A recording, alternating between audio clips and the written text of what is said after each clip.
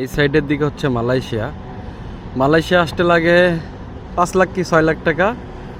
আর এই নদীটা পার হয়ে ওই পারে সিঙ্গাপুর।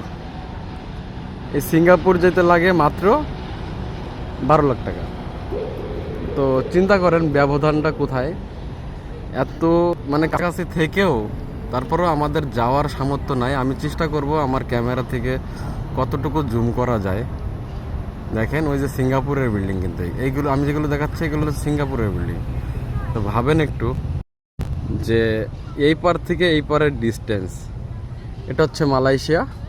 মালয়েশিয়ার জেবি এলাকা বা জোরবারুর জেবি এলাকা, মানে সংলগ্ন এলাকা। এটা হচ্ছে আরএফ মলের পাশে অবস্থিত।